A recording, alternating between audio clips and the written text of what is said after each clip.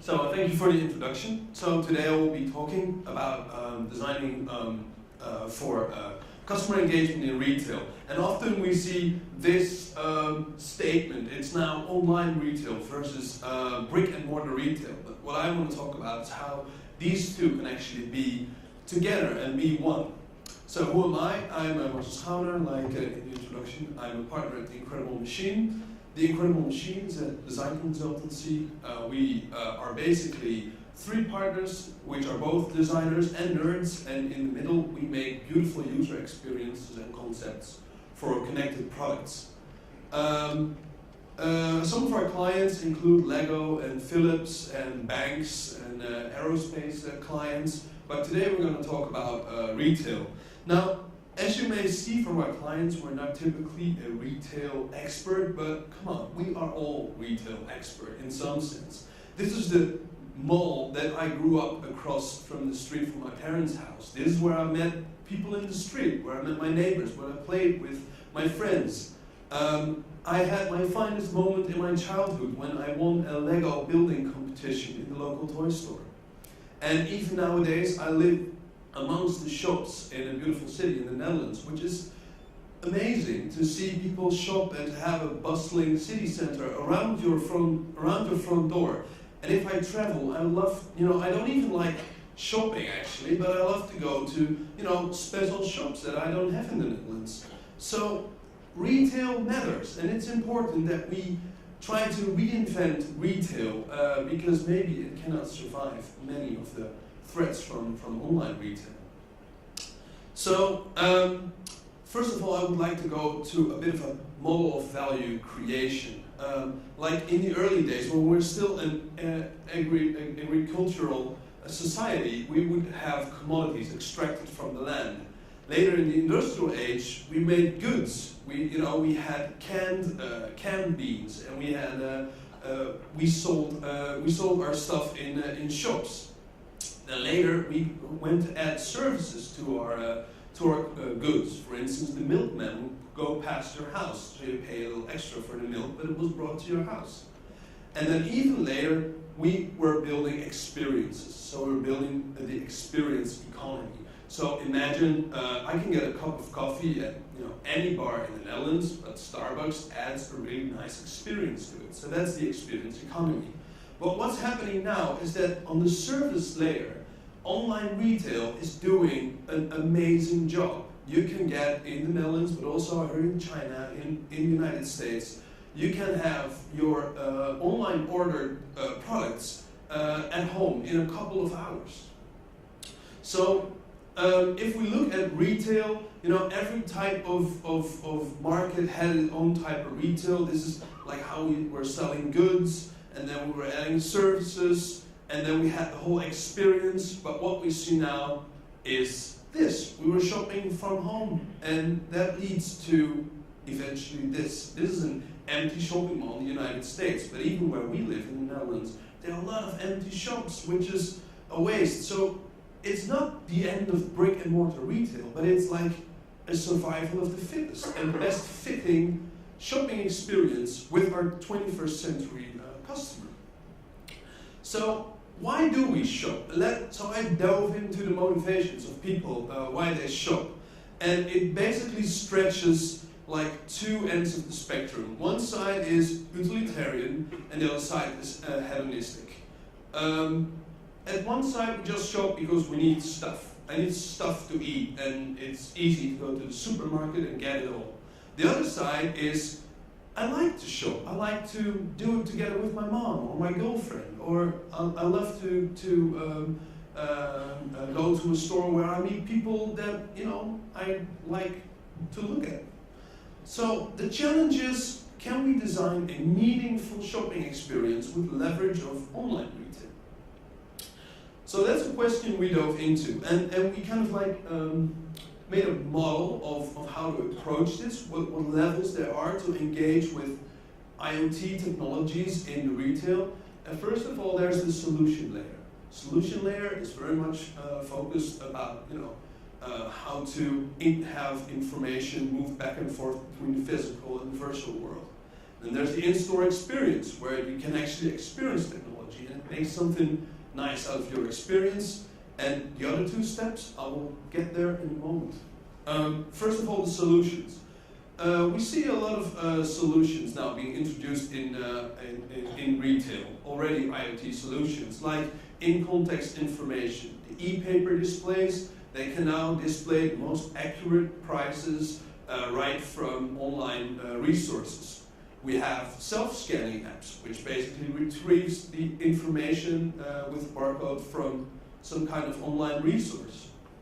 We can have in-store navigation, or with Bluetooth beacons, you can have engagement points. A point where you enter a shop with a personal device that says, bleep, bleep, you're now in Toys R Us, would you like to engage your device with our service here? And we have in-store analytics. But let's, bring it to life in a little example. For instance, I have a brick-and-mortar shoe store. I need shoes. So I go to a shop and I found the shoes I like. I asked the clerk, can you get those shoes in my size? And he said, well, let me check. I'll be back in 5 minutes. So I have to wait for 5 minutes. Eventually the shoes end up, and or it doesn't, and he says, we don't have them in your size. 5 minutes wasted and I'm annoyed. That's not really a great experience. If I have an online shoe store, I find a shop with a million options. I filter them down, I find the right shoe. I know in what size it comes. I know I can get my shoe. But then I have to wait 3 days for them to arrive, and they don't fit, or they don't walk nicely. So how can an IoT solution mediate this experience? So let's introduce an IoT touchpoint. It's not really important what it is, but just a solution. I'm in a brick-and-mortar shop. I enter it, I get a bleep, you're now in the amazing shoe shop. Would you like to engage your device? Yes, so I see a pair of shoes, I'm able to see if they come in my size and my color.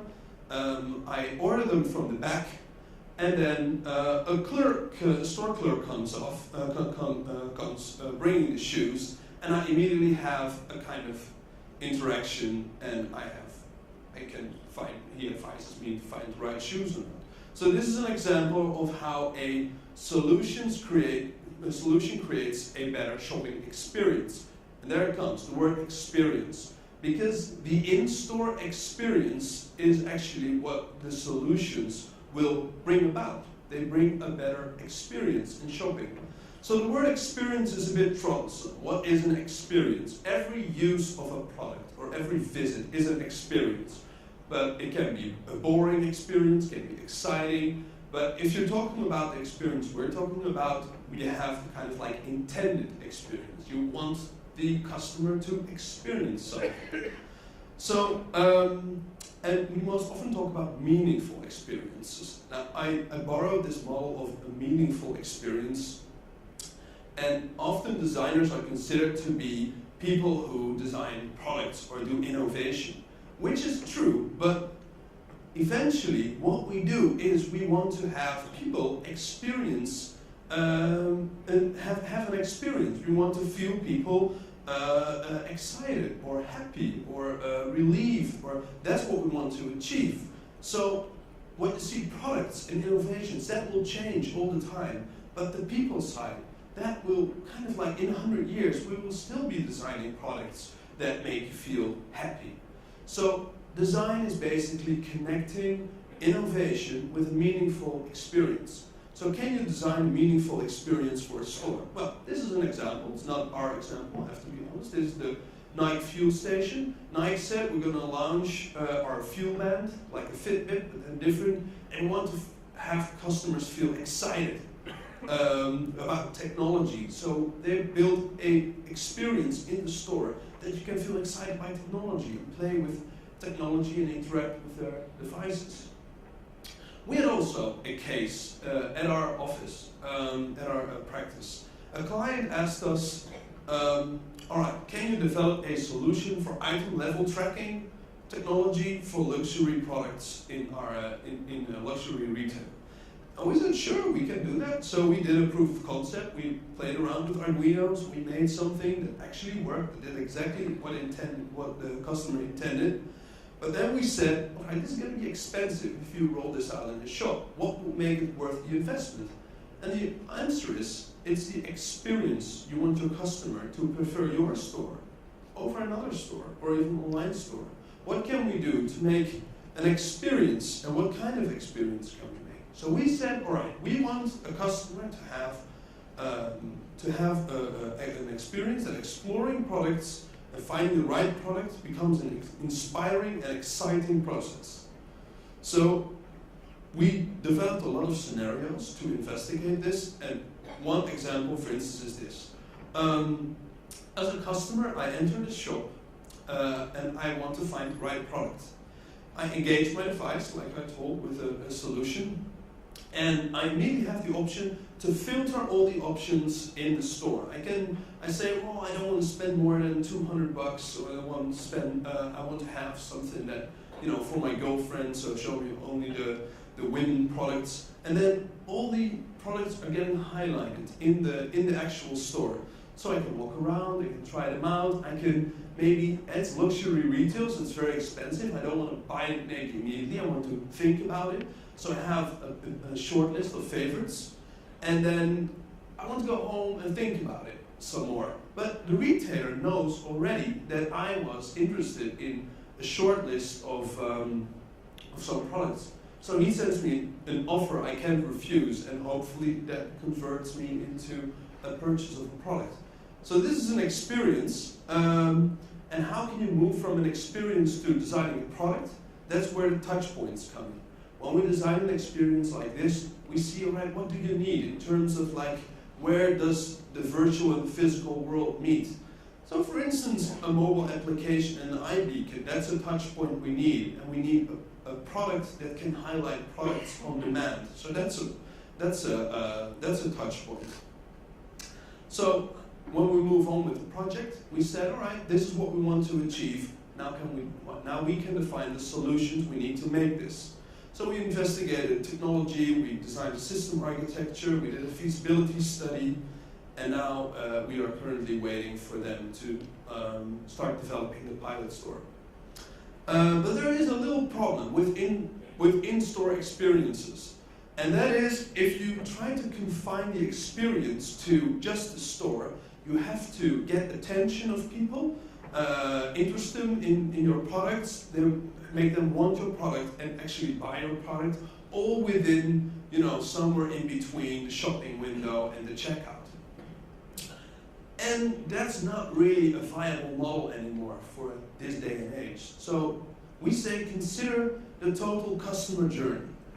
Because maybe before we go to the store, there's already a point of decision that I say, I'm going to order this online or I'm going to buy this in the store. So we have to move the moment that I grab the attention of people to before actually spending time in the store. So when I come to the store, and I already know what I want or already expect to have, to continue my browsing experience, and hopefully afterwards it's very awesome. So if we consider the flow I just sketched out for you, if we move that up a bit with the before experience, you said, all right, before you went to the store, you said, all right, I'm going to order online or go to the store. We said, no, tie that into the experience. Before people come to the luxury retail store, they have to think about they want to explore online and then continue on in the store. So the exploration starts early. So we're going to tie a type of web shop interface into the physical store experience.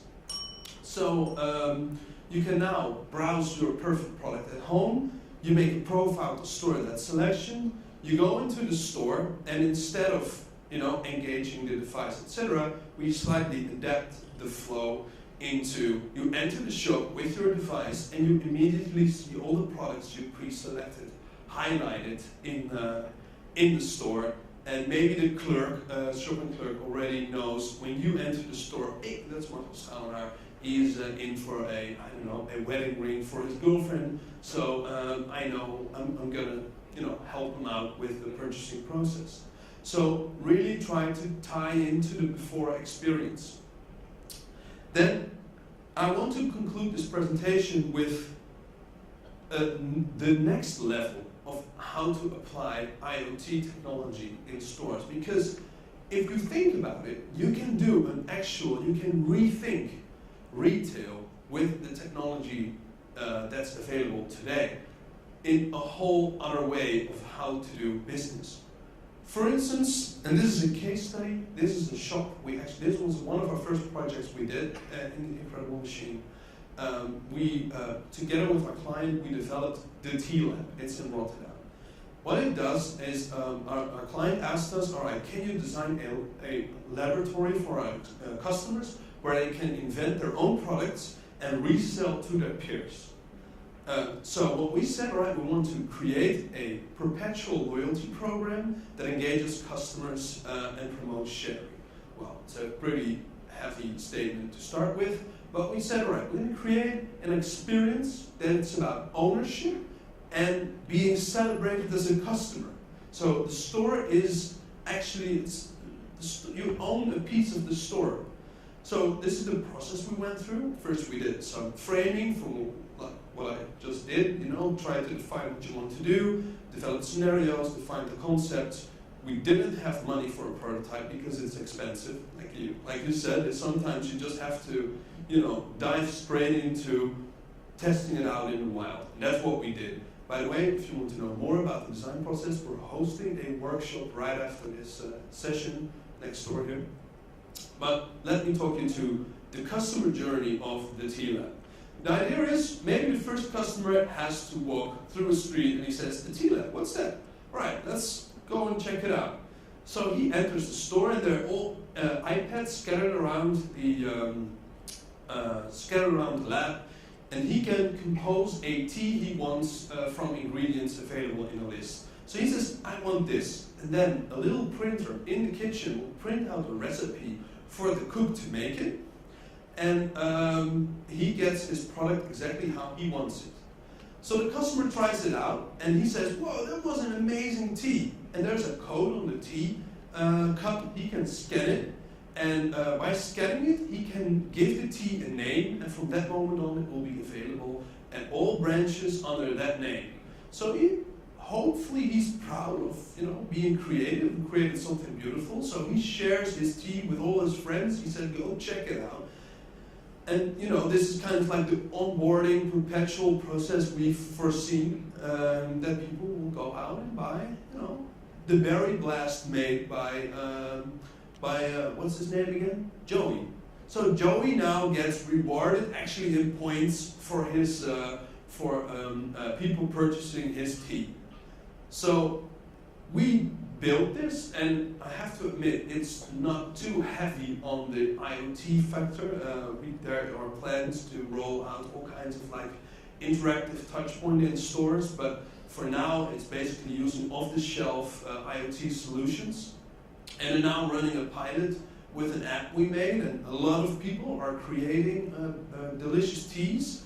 And now we can reflect on an outcome of the pilot, and basically we see that loyal customers return. Very nice, because we have all this data of people using the devices, and lots of teas were created. That's nice, but on the not so nice side, the onboarding experience, actually engaging in the whole ritual, making an account, go out and share with your friends, that's still troublesome, because people enter a store and the long time reward of getting loyalty points for doing something, registering now, it's too far on the long term. We should think about a way of rewarding people in the short term so they actually want to make an account and engage in the whole process. So we're gonna, I have a concluding slide if I may. So what can I tell you about how to design a next generation retail store? First, it's always important to understand your customer. What are his motivations and what are his needs? Then define a concept. You might just pick a traditional concept, that's perfect, but you can also invent the T-Lab, all new ways of selling stuff to people. Then develop the customer journey, and even if you don't consider starting off in the before stage, try to think about, what is a customer doing before he enters my store and what's he going to do after he left. And then you can think about, right, what are the experiences I'm going to have in this store? And then eventually, at the last point, then you're going to look into the solutions you need to generate this, because there is a lot available and there is a lot being made, and you can develop it yourself. Yeah, it's very easy, very good. So that kind of concludes our presentation. If you want to know more, then let's connect or see you at the workshop afterwards. Thanks, Marcel.